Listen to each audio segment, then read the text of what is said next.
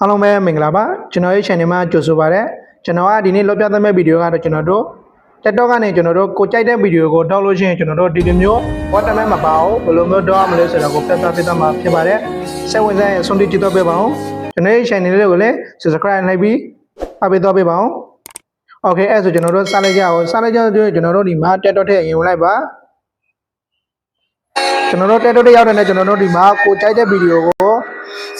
ကိုကြိုက်တဲ့ဗီဒီယိုကိုဆွေးမယ်ဆိုလို့ရှိရင်ကျွန်တော်တို့ဒီမှာကျွန်တော်ကတော့ဒီဗီဒီယိုကိုဆွေးပြရင်ပြဖြစ်ပါတယ်အဲ့ဆိုကျွန်တော်တို့ဒီဘက်ဒေါင်းနားလေးမှာကျွန်တော်မြားပုံစံလေးရှိတယ်အဲ့ဒါကိုနှိပ်လိုက်ပါနှိပ်လို့ပြီးတဲ့ဒီမှာအောက်မှာကျွန်တော်တို့ဒီမှာ copy link ဆိုပြီးရှိတယ်ကျွန်တော်လည်းပြထားနေပဲအဲ့ဒါကိုထည့်လိုက်ပါထည့်လို့ပြီးတဲ့ကျွန်တော်တို့ဒီမှာဒီလိုမျိုးဖြစ်လာပြီဆိုလို့ရှိရင်ကျွန်တော်တို့အပြင်ထွက်လိုက်ပါအပြင်ထွက်လို့ပြီးတဲ့ကျွန်တော်တို့ဒီမှာ Chrome browser ဝင်လိုက်ပါကျွန်တော်တို့ Chrome browser ထဲမှာကျွန်တော်တို့ဒီမှာစာရိုက်တဲ့နေရာမှာကျွန်တော်တို့ဒီမှာTikTok download ဆိုပြီးရိုက်ချက်လိုက်ပါကျွန်တော်တို့ဒီမှာရေးလိုက်ဖြစ်ပါတယ် TikTok download ဆိုပြီးရိုက်ချက်လိုက်ပါကျွန်တော်ကဒီမှာပါအပေါ်ဆုံးမှာပါပေါ်ဆုံးမှာပြီးတော့ကျွန်တော်တို့ဒီမှာ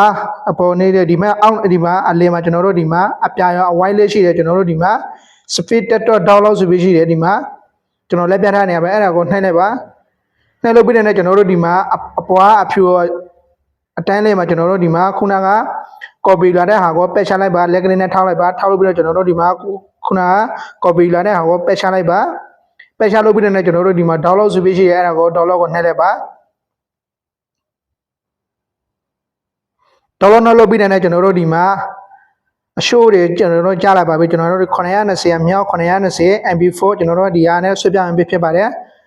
ဒီဘက်က download ဆိုပြီးရှိရဲအဲ့ဒါကိုထည့်လိုက်ပါဒီမှာ download လုပ်နေပါပြီခဏလေးစောင့်လိုက်ပါကျွန်တော်တို့ဒီမှာရမရဆိုတာရလို့ကျွန်တော်တို့ download လို့ရတယ်မရဘူးဆိုတာ watermark ပါတယ်မပါဘူးဆိုတာကိုကျွန်တော်တို့အပြင်တစ်ခေါက်တွဲပြီးတော့ကြည့်ကြပါမယ်ဒီမှာ okay ဒီမှာ open source ပေါ်နေပါပြီ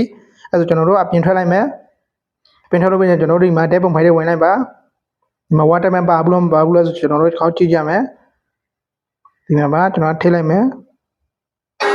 ဒီမှာပါ watermark မပါတော့ဘူးဒီမှာ okay ရပါပြီโอเคအားလုံးကိုရမယ်လို့မျှော်လင့်ပါတယ်အားလုံးကိုကျေးဇူးတင်ပါတယ်